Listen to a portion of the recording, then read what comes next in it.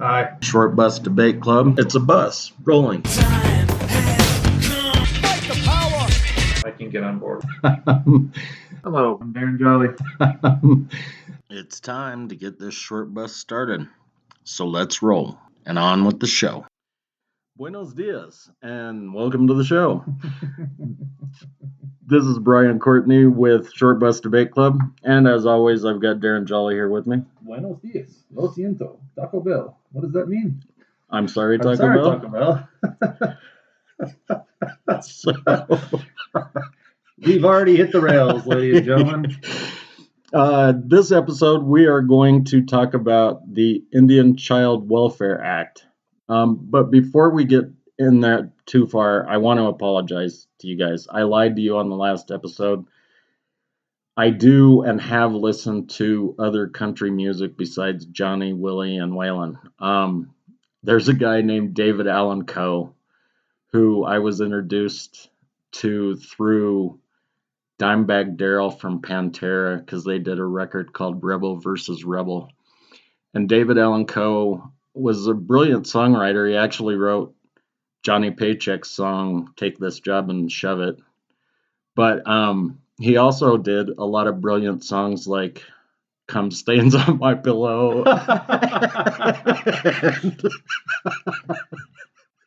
Can you sing that? Can you give us a little bit of... So I figured it wasn't too bad to say that because he's a redneck or a cowboy, and we're going to be talking about Indians or Native Americans. So I thought I could kind of mix it up and tie the two together. Since you're doing, I just want to apologize to Fife Dog. I know that he's dead now, but when I kept saying Q-tip when I had my signals crossed, and then I looked back into it. I mean, when he was out touring, he had kind of an episode right after a show.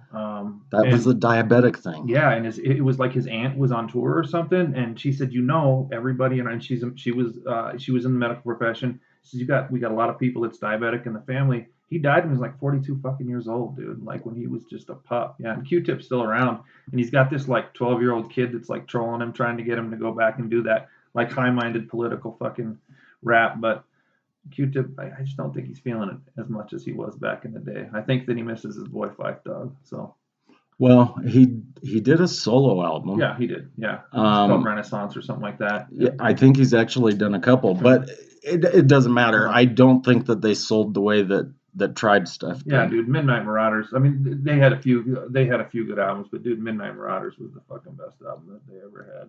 And the non-politically correct comment that I made, if you go back and listen to Midnight Marauders, you should know that I was actually quoting a line from a song that's on Midnight Marauders, and the way that I said da-da-da-da. I didn't think you were being politically incorrect. Well, I appreciate your support. That's nice. For our 6 listeners, if any of you guys were fucking offended, no. You're all fucking bad. You're like 98% of you are in Virginia anyway, so you're never even gonna fucking see us. Come out to Colorado. Come to my post office. I might not be there for much longer because I'm starting a lot of shit right now, but that's a different story for a different day. So let me jump back to the intro again. Now that we've covered our apologies from the last show, the Indian Child Welfare Act. I don't know if it's politically correct to call it that or not. Back in 1978, there wasn't a whole lot of political correctness, especially coming from Congress. No, we were still sleeping. We still hadn't woken. I don't ever know whether to call these people indigenous or tribal or Native American or the people we fucked over really bad. That's generally the one I go with. But anyway, Indian Child Welfare Act, instituted in 1978, has been kind of a hot topic recently, and we kind of want to talk about it to go over, what the government says they're doing compared to what they're actually doing, and sort of the voids that have been left because of Congress enacting an act that they don't really have any recourse to enforce because of the fact that it's the states and municipal agencies that are the ones going onto Indian land and doing this. So, you want to give the background on it, or should I? You can give the background on it. Okay, so this act was instituted, like I said, in 1978, and according to the Bureau of Indian Affairs, the Indian Child Welfare Act was instituted because, and I'm going to quote this off of the Bureau of Indian Affairs website. Well, maybe. God damn it, where the hell is that thing? Anyway, I'll just go ahead and paraphrase. They said that they were enacting this piece of legislation because too many Indian children were being taken from their tribes and their families, and that it is up to the United States and Congress to ensure that the future of these native peoples are, well, there, because they should be with their people and learn their traditions, religions, ideologies, yada yada yada. In 69 and 74, there was an agency, Association of American Indian Affairs. They showed there was a period called the 60s scoop, and 25 to 35% of Native children were removed from their families in the 50s and 60s. And this is, I mean, it's so curious when we talk about like the history of Native Americans, like honestly, and there's the aggressive moments of genocide that we can talk about, where the military was acting the way that they were acting, way further back than what it is that we're talking about here. But we have to understand it. We'll get into this more later. Native American communities reproduce their existence in different ways than the greater, U.S. country, and the powers that be inside the United States don't fucking like that, and they certainly don't like several hundred fucking. Go ahead. They don't like several hundred communities doing it in different ways that are undermining the logics that govern, our dictates of power. So, how do you do that? How do you break those things up? Well, what was the thing that we said about the Nocturna thing? What's the problem with Scotland? Well, there's too many Scots. So how do you get rid of them? Well, you breed them out. Well, if you want to get rid of Native Americans, you pull them out of their fucking communities and you remove them and you turn them into something else other than what they are, where they grow up in those spaces. Though I'm pretty sure you were here when we were having this conversation, but they've been trying to do that with these native populations for a long fucking time. I mean, they were stealing them from their homes before there were even reservations. I mean, and taking them to boarding schools, putting them into slavery. I don't think they were doing both. And I think maybe the people that were putting them in the boarding schools actually thought that they were doing some sort of altruistic thing. I'm sure that was the bullshit. And that they were changing them from savages to Christian people who understood the Lord. The ones that were, putting them into slavery and shit like that. I don't think that they had any altruistic things in mind. But either way, these kids have been stolen for a long time, and a lot of them would leave the boarding schools and run back to the tribe. And a lot of those people that ran away ended up being just like the slaves, and they would be hobbled. They would be beaten, flogged, fucked up beyond all repair. Yeah. In a lot of cases, that didn't stop them from running away, but there's some stubborn people out there. I'm one of them. I don't think I would go to a fucking boarding school. No. Well, I even as a freshman in high school, we had to read this book about this kid who they lived in a tribe in this area where there was a like a mill, and they do forest, and they weren't able to survive as well on the tribal lands. So this mill would pull Native Americans, and this is like I said, this was more like 1930s or something like that, and um, there was the company store during that time period. So it would cost you so much money to survive that you would become dependent on the company store, and they'd keep you basically locked into that position forever. Well, there's a mother, a father, and a child, and the husband's a smart guy, and they're very careful. He saves a bunch of money. One of the other Native Americans steals his money, right? So he goes and fucking kills the guy, and then they have to go and take off. So they go a couple of mountains over, and they live wild, And over one winter, the husband dies. So he and his mom would come down, and she'd like make these like baskets, and they'd trade them. And dream catchers. Yeah, shit that tourists buy. Yeah, a lot of dream catchers. Turquoise jewelry in 1930s. Yeah, dumb fuck. But so they like after the husband died, she go down, they trade.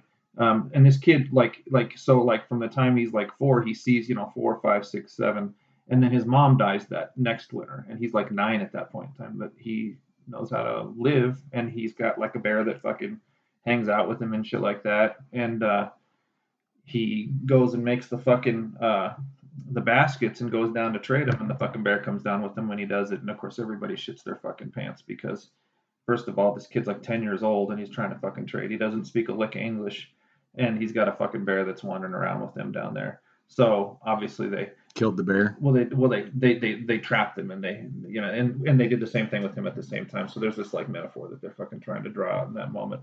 And the bullshit story of the book is about him becoming domesticated, and he ends up becoming like this rodeo star, and he breaks fucking wild horses and shit like that. Dude, it is so fucking disgusting, and that's what I had to read as a fucking freshman. But there's no doubt, like it's that sort of like sentimentality, like you're bringing this person into a modern existence. And, well, like I said, I mean they thought that the Indians were savages. Yes. And I think that people still think that. There's something, and I've tried to figure it out for a long time. But there's something where people in general think that, well, I would treat my kid this way, so that's the way everybody should treat their kid. It's like universalizing yeah. Well, every kid is fucking different, and you've got to treat them differently, right? So I probably, if somebody would have found out, would have ended up being thrown in a foster home. Of course, I was old and still stubborn, but when I was 16 that time, we were all getting drunk in the living room, and my mom walked in, and she's like, every one of you fuckers out now. And I was like, fine, if they're leaving, I'm leaving. And she went wham and gave me a fucking right hook and then followed up with the left. Anybody would have seen my mom punch me twice. The cops would have been called, whatever. I fucking deserved that. I deserved all the fucking little hits on the head she gave me when I had her in the full Nelson trying to get her to stop hitting me. But that would have been considered child abuse. I got spanked as a kid, but my mom explained to me, I had to spank you because you wouldn't fucking stop unless I did. Rhonda, or whatever my sister's name is, I didn't have to do that. All I would have to do was, give her a stern look and, maybe raise my voice, and she would stop. So that's in the same family that two kids are being treated differently. Yeah. So how can we expect that every fucking family, especially with different traditions and rituals? Yeah. Some of these tribes, I don't know if they still practice it, but there's that thing where you become a man and, it's not necessarily a walkabout like the Aboriginals, but it's being out in the wild. Maybe you got to go hunt and get your first elk by yourself, whatever the case is. If you send this 12, 14-year-old kid out in the woods with a fucking bow and arrow or a knife, they consider that neglect or child abuse, child endangerment, whatever the fuck you want to call it. And that's part of a tradition that has been rooted in their history for so fucking long that they were doing it before we came here and fucked them all over. And you're talking about hundreds of tribal positions that are just like rich and complex and unique to them unto themselves. Right. And they have familial constructs in that do not reflect our understanding of familial constructs either. So like it's not just the rituals, it's the way that they think about their extended community. So like in some of this ICWA stuff, they talk about neglect and you'd be being raised by, your paternal grandparent, or whatever, whoever, or, an aunt or somebody, and we think something about that is because it doesn't fit, like you said, our modern notion of what our fucking waspy bullshit, whatever the fuck you want to call it, dude. So it was through these misunderstandings that this continued to happen. So then the ICWA stuff came into place so that there was intermediaries that were making sure that these kids were not being removed from their communities, or at least that was the intention of it. That was the intention. Now, here's something, like I pulled the ICWA FAQs, right? Mm-hmm. The facts. So they actually fucking admit, where are those numbers? They admit to the fact that they fucked up and they're not quite doing their job right, because Native American children end up in foster families. Hold on, I'm looking for the number. Can you like talk or hum or something while I'm looking at this? Da da da da da da da. Fucking asshole, that's not Jeopardy. I know, I'm a dick. So, I can't get into the legal side of these things too much yet about all the briefs. There were 497 federally recognized Native nations, including all 9 federally recognized tribes in Oregon, 23 states, 87 members of Congress, and dozens of child welfare advocacy groups filed amicus briefs imploring the Supreme Court to leave ICWA in place. Okay. I found the numbers I was looking for. All right. Now, so this is, again, from the Bureau of Indian Affairs. And this is the ICWA FAQs. So this data is based on 2013 data, so it's a little bit old, but I'm guessing it hasn't changed much. Native American children are represented in state foster care at a rate of 2.5 times higher than the general population. In some states, Native American children are represented in foster care systems at rates as high as 14.8 times than the general population. So these kids are getting fucked. Mm-hmm. Well, the intention is clear. Yes, but okay, so and I've got a couple of other laws and acts that kind of stack on top of this that were supposed to help support ICWA. But the intention was there, and I respect that. I think probably in the 70s there were a couple of fucking hippie Congress people, and they felt for these tribes, and so they pushed this legislation through. And back then, I don't think they could do as much of the pork belly stuff. You think it was hippie Congress people? Is that what you said? Peace, man. Yeah. We got to make sure that these Native American tribes. I went to these Grateful Dead shows in San Francisco in 1968, right after they stopped being the magic people or whatever the fuck they called them. Well, I just picture Congress in 78 being more liberal than, and I don't know if that's the case, dude, but I mean, why in the fuck would they pass this law? Because again, okay, so here's the problem with this law. Congress says you can't take kids from the tribe.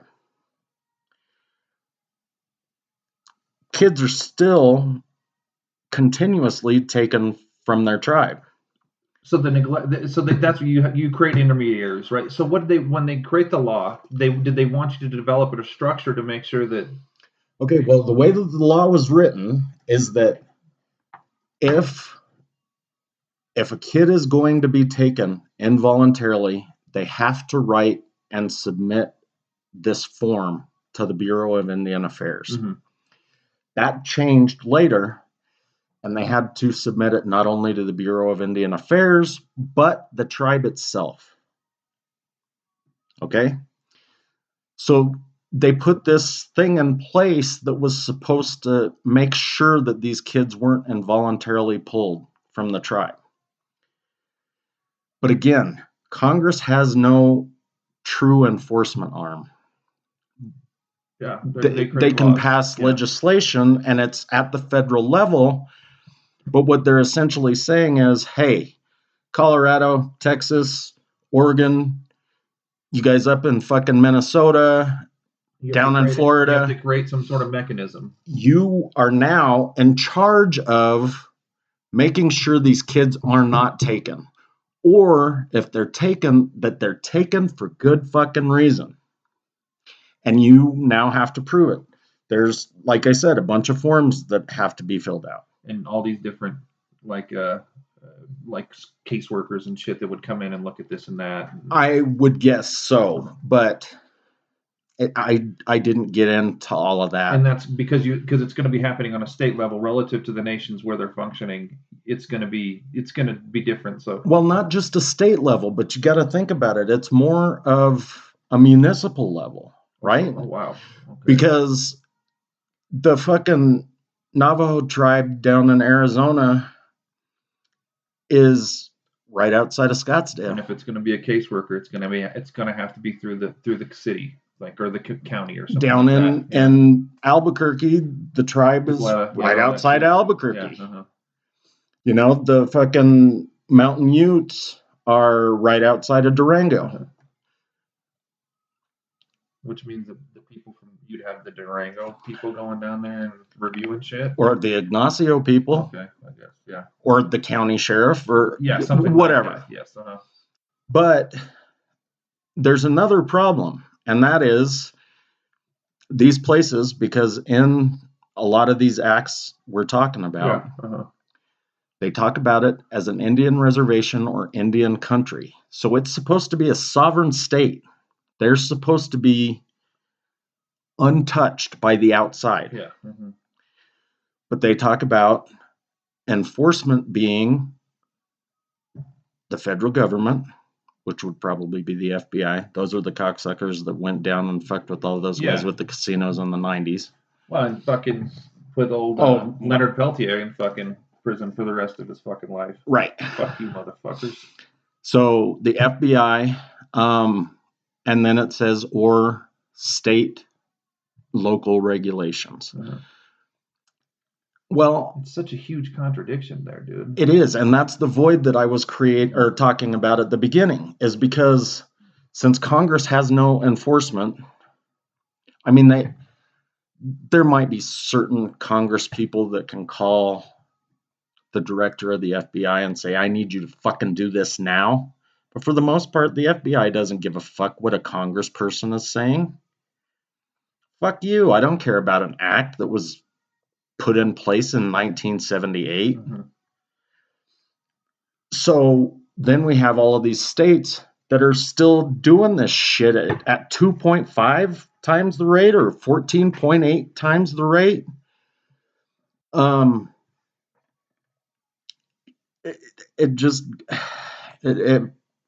I know I say this all the fucking time, and it's just true, but it breaks my fucking heart. I mean, we just can't stop fucking these people over. And I know that there are other people we fuck over. Actually, if you're fucking poor, you get fucked over on a regular basis, and the Native Americans are just part of that rich tapestry. The rich tapestry of getting fucked over. I mean, it doesn't matter, black, brown, yellow, red, And if you have a different vision of a future, of a way of making the world, go forward, then you're going to get ass fucked the whole way. And indigenous, nations are the epitome of that, because they have their own, and because they're technically sovereign nations, like you said, which is something that in the long term, the United States is clearly not going to. So, the background of the case, I mean, I don't want to trivialize it, but the Brockine family, they had, I think, one or two foster kids, and all this shit came up about it, right? And all of these, because of the nature of it, there was a ruling that was made on, I think it was on behalf of them at a circuit court below, and immediately, it was brought up to the Supreme Court, and there are four main people that are or four main people that are spaces that are being argued with regards to it. And I don't pretend to understand any of that. Like I just said, all the different people that had interests that filed amicus briefs in relation to it, I mean, suggesting that they're interested parties. I mean, that is a fucking ton of fucking briefs that are being filed. They're going to have to do a lot of research if, this incredibly conservative, monkey court that exists right now is going to honor anything to do with history or, ideas of what it is that a Native American right to be their own nation should be. But see, that makes things even more complicated, because piggybacking on top of ICWA are two laws, and we can end up going into some definitions, which I know are a fucking hoot, right? But so besides ICWA, there is the Native American Children's Safety Act, which was enacted in 2016. And I think maybe they put this into effect because they wanted to continue taking these kids and putting them into foster care. But basically what it says is that, so this was in 2016, like I said, or if I said it, and it essentially says that any family that is going to adopt a Native American kid or foster family a Native American kid has to have background checks. And those background checks have to comply with NASCA before those kids are moved. So that was the latest law. But then the other one, and this is the one where I think some of the definitions kind of are more formulated. But this one is the Indian Child Protection and Family Violence Prevention Act.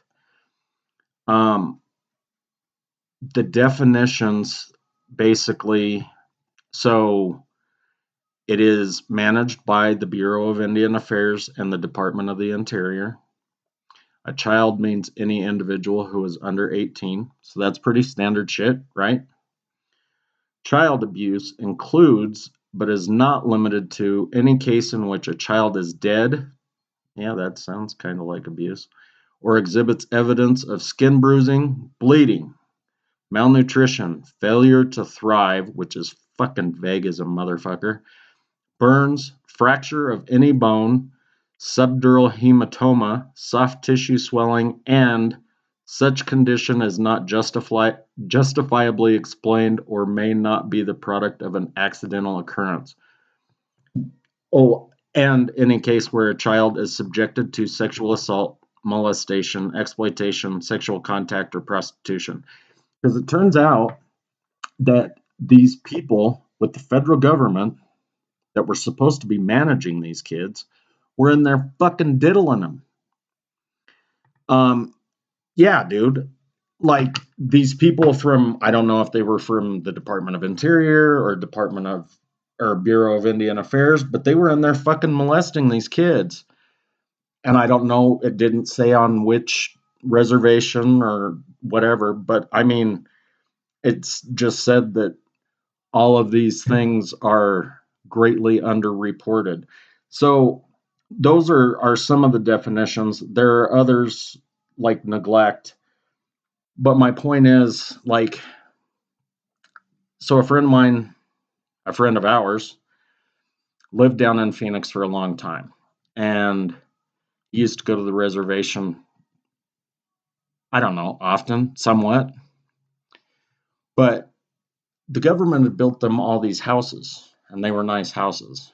And Aaron, that guy was You're not very good at this game. no, was complete. I used to be better at it, but for now I'm just talking. He said that so these were nice houses, but he was blown away because they took these houses and like ripped out the carpet, tore up the floorboards, and just started living on the dirt. And he couldn't understand that.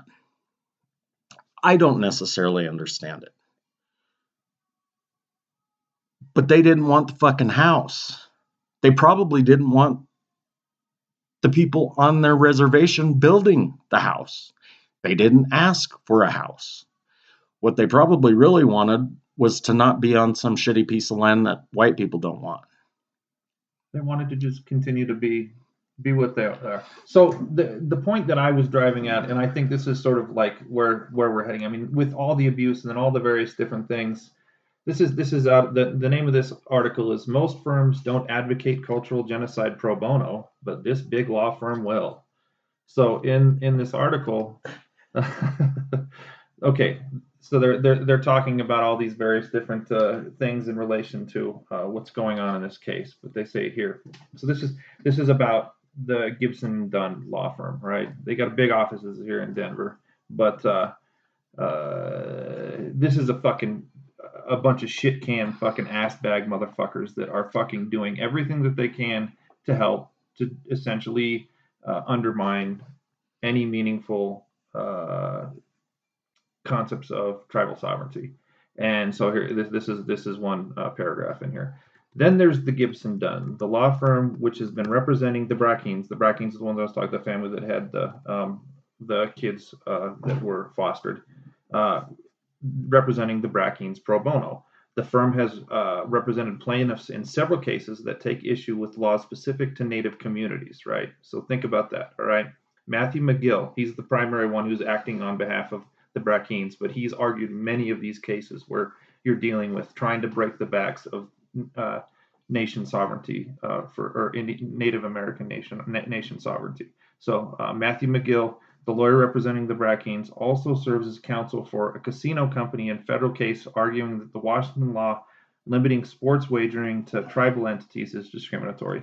Gibson Dunn is known for representing Chevron in the decade-long lawsuit by indigenous communities in Ecuador, the one that put Stephen Donziger on house arrest for over 2 years, as well as the corporation behind the Dakota Access Pipeline. So, I mean, I don't know. I mean, it's not just indigenous communities in the U.S. You need to understand that they're going after anybody that tries to undermine the logics of I'm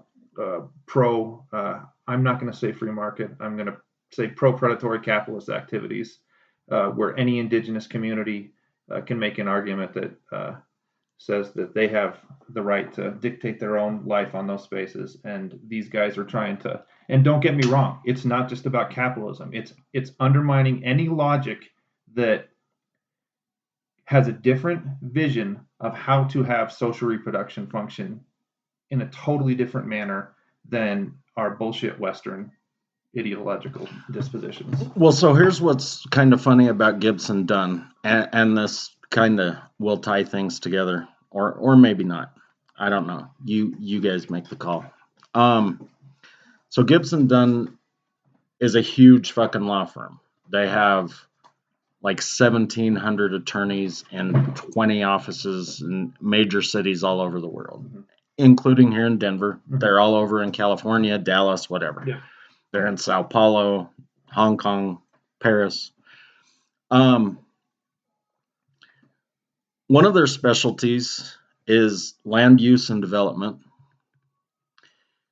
Another specialty is betting and gaming. There we go.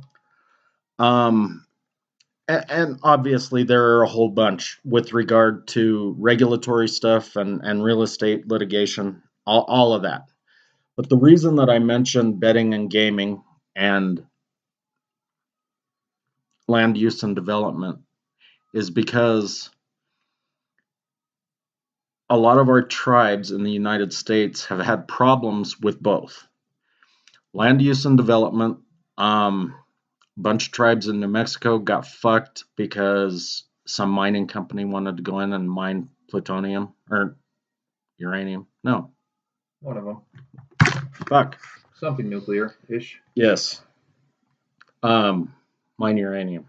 No, plutonium. Whatever. Does it really matter? Yes, it does. And they didn't want them. They didn't want them pulling that shit out of the ground. No, and they didn't want them there. So that's land use and development type shit. Another tribe in Idaho got fucked because, and actually more than one tribe across the country has gotten fucked because of this, because the United States and whoever decided that they wanted to build a dam and a reservoir. So they took more land away from them to build a dam and a reservoir. So that's the reason I mentioned the land use and development, but I mentioned the betting and gaming because obviously those nations the federal government has granted them this. They do sort of they can do whatever they want. Well, so much so that a lot of these companies like Foxwoods, that's not owned by natives, but the natives let them open it and they get a piece. Yeah. Uh-huh. Right? But I think if these guys actually bust up the sovereignty that we're talking about, then now Bally's can go in there. Yeah. And not have to pay the tribe anything and keep all of the profits. Which I don't know. I think that might be kind of stupid because the casinos on Indian land, at least they weren't. That's why the FBI stormed so many of them. They weren't paying taxes on the shit. And I don't think they have to. I think it was decided in 93 or 94, fine. You guys are a sovereign nation. Run your fucking casinos, do whatever. And that's why all of them started springing up all over the place. Mm-hmm. We had a couple of them in weird places in southern Colorado that popped up. I remember there for. Well, that one in Ignacio has been there for a long time, but it was a little itty bitty shithole forever. Like it was a shack. It's kind of funny. So, have you ever driven across the Utah-Nevada border and seen that one hotel that's like right there, and on one side it's a hotel and a restaurant? Further south than Durango. I need to get down to the Four Corners. No, I mean the Nevada-Utah border. There's a hotel. Yeah, it's a shitty shack, and on one side, Christ, dude, I used to do poker for a living. Okay. Yeah. And on one side it's a casino on the Nevada side. Yeah. And there's a white line painted down the middle of it. Yes. Sorry, that's the kind of shitty wooden shack that the Ignacio one was. Okay. But they have recently upgraded that fucking thing. It's got this huge conference rooms and banquet halls and some sort of fucking concert thing and a 6 or 7 story hotel. So they definitely upgraded from the little shithole. They had some investors, though. It was probably not something they did just through the. Maybe. I don't know. I mean, they could have gotten a fucking loan. Yeah. Maybe they found some fucking oil. I bet it's more like the cotton. I mean, what's it called? The one you said, the Connecticut one. Foxwoods. Yeah. That's a big fucking poker room, dude. I'm pretty sure because if you look up the Southern Ute stuff, they talk about ownership of it. Okay. Check it out some other time. And that's the tribe. I wish that I was a fucking 16th Southern Ute because that is a badass reservation. It's fucking in the mountains, trees fucking. Southwestern Colorado is Dude, one of the most beautiful places. It's fucking awesome compared to the Mountain Utes, which they're on all of those rocks out there by Utah.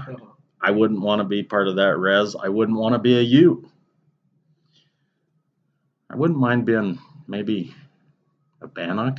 Have you really thought about this that much? Fucking A, dude. If I could be a Native American, which Native American would I be? Yes. I don't want to be a Navajo because it's too fucking hot down there, dude. I wonder on some level though, and I don't want to whitewash anything that's like occurring in relation to this, but there are certain things that like dumb fucking white European people could learn from these folks that might help us to not kill ourselves. You know, when I think about like the white buffalo myth and all that kind of shit, and like maybe the transcending of those restricted sovereign spaces might create some opportunities for some unintended consequences that would really be extremely beneficial for us as human beings.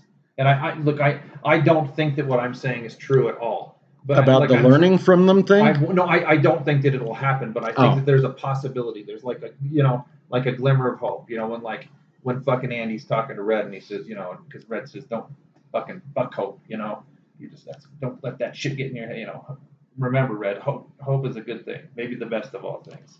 Like in the most impossible situations, like in fucking Shawshank Redemption right there, you know, like maybe these fucking people that understand something about being stewards of the land in ways that the only people in the United States that understand it in even a comparable way to Native Americans is like ranchers and farmers that were really good ranchers and farmers. No, because ranchers and farmers are generally Christians and they think that the fucking earth belongs to them and they will fuck it from here to eternity. All of the ranchers have killed the wolves in Colorado.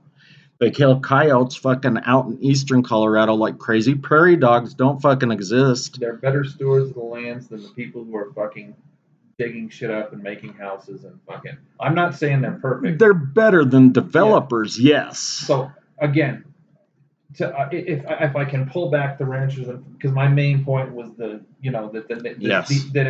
if they're forced out of those spaces, maybe they could knock some sense into the rest of us. That's what they understand, and that's what like Eastern philosophies understand is that we're all part. It's a fucking symbiotic relationship. Yeah. God didn't give that to me. That mountain, that gold. No, the gold in the mountain. Mine. Right. I actually belong to it more so than the other way around. Yeah, because once we're gone, the earth is going to fucking redo whatever, turn us into fucking oil for the next dipshits 2,000 years later. 2 million. Let's put it a little. Well, I figured there's going to be a lot of heat and pressure because of all the plastic and the fact that the ozone's gone. They're going to be able to recycle us that quick? Is that what you're suggesting? That's kind of funny, actually. We fucking suck, dude, as a society. Like when I think about all these, like the Gibson Dunn guys or whatever. Oh, that's a band, isn't it? It is. It was. No, it is Gibson Dunn. Wow. Yeah. Like these ass hands, they just fucking. When they get turned into like oil for the next ones in 2,000 years, that'll be a good moment because these guys should. As much hot air as goes on in their head, they probably will produce some really incredible energy. That's for sure. Because they're some dumb motherfuckers. They really are. But I mean, so the Department of Interior runs the Bureau of Indian Affairs. Mm-hmm. But the Department of Interior also runs the Bureau of Land Management. Yeah. And the Bureau of Land Management, especially in the last fucking 20 years, are completely fucking retarded. The BIA has been awfully shitty in the past in several. No, I'm not saying that they're great, and it's because they have to take all their directives from the interior. Yeah. But the BLM, I mean, almost all of the Mustangs are gone. They've gotten rid of all of them. A lot of that has to do with the ranchers and shit too. But can we stick to the fucking point? The Department of Interior sucks. And I mean, all of those bureaus are fucking retarded as far as I'm concerned. Yeah, they're beholden to the same logic and the same power when it all comes down to it. And if you're going to be part of the BIA, you're going to have divided allegiances, but at the same time, the people that are calling the shots are the people that are calling the shots, and you're not going to be functioning on behalf of those kids that are being forcibly removed from their homes through these measures. And do you honestly believe that the government gives two fucks about any kid that's being beaten, let alone a Native American kid? No, it's all about perception. Right. It's as long as everything keeps functioning the way that it's functioning, and that we keep us plebs keep functioning the way that plebs are supposed to function. Which is just a cog in the wheel. That's right. Keep grinding, motherfucker. Grind, grind, grind. Buy more shit. Be a consumer. Don't be a citizen. Fuck you. Power to the people. Janae actually talked to me once about doing a podcast, and she wanted to call it The Pedant and the Pleb.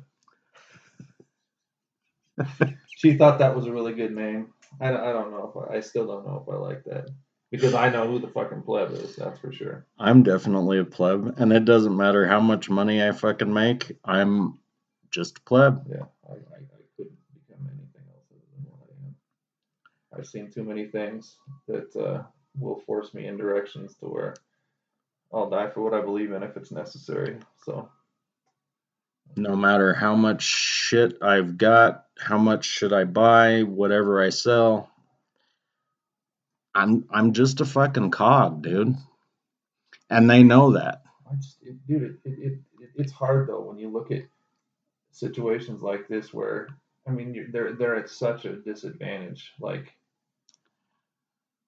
they are, but it's not.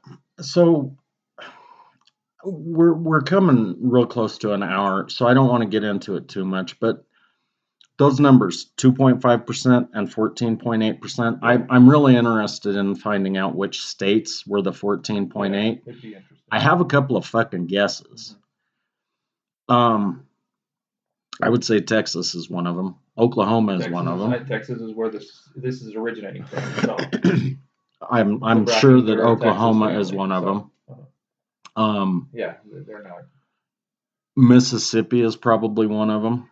And I think a lot of these kids are being pulled in like, oh, we're going to protect you and send you to school, and you're not going to be a heathen anymore. But they're making them work the land. They're making them work the farm. You said Oklahoma. There's this singer songwriter that I love. His name's James McMurtry. He wrote this song called Choctaw Bingo. Like the images of some of like what's going on those reservations, like in like just people being exploited with like crystal meth problems, like not just liquor, ways dude. that you're.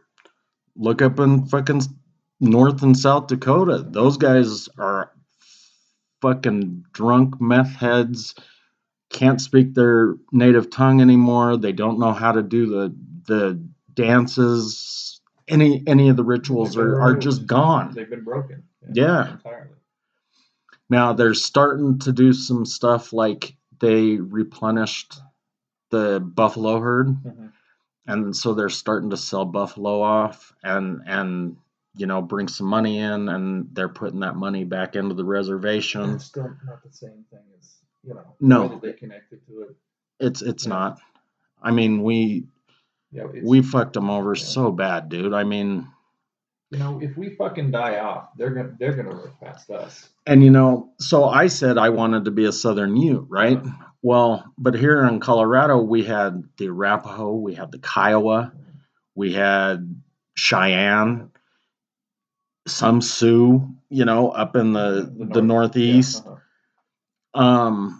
We had fucking tribes all over the place, and these tribes, because they were, I don't know if they were smaller or if they were just completely fucking wiped out, but they broke a lot of those tribes off. And so, like, even though it's Choctaw Nation, they moved Kiowa down there. And at least initially, when these other Native Americans showed up to a tribe reservation that wasn't theirs, they weren't welcomed with open arms, especially if they were enemies to begin with. There's a lot of history when it comes to those folks. So again, it just, breaks my heart. I wouldn't mind being an Arapaho or a Kiowa, even though they may have been wiped out or just. I think for the most part, you'd just rather not be a white guy. You'd rather not be a black Irishman anymore. I don't want to be a black Irishman. Okay, so regardless of whether or not you want to be a Native American, or a black Irishman for that matter. You need to probably do some research on this stuff if it piqued your interest at all. We didn't even get into the arguments. I found them all just a little bit ago, but there's 4 hours of them on YouTube that you can, if you're a legalese goofball. But boy, that would be some boring ass shit, man. You'd have to know some stuff about.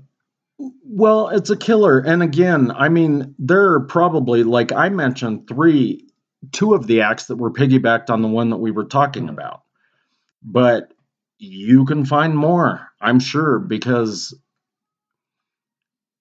we're trying to burrow our way in and take away as much power as we can while providing optics that look like we're letting them have their own shit.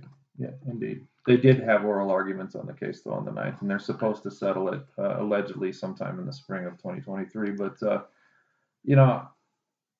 I have to, like Chief Justice Roberts, like every now and again he'll pull something out of his ass that surprises me. But after they did what they did with Roe v. Wade, I don't look for a very hopeful outcome in this case. I think that. Well, maybe we can revisit the fucking findings in like March of 2023 if they're out by then. Sounds good. Because I think there's a few topics we need to revisit. I think we need to do drug policy again because we didn't go very in depth there. But there's a bunch of shit we need to talk about that we haven't. So keep. Speaking of which, listening. We're gonna talk about cryptocurrency on Monday, I think. Yes, indeed. And we're gonna do some martial arts movies.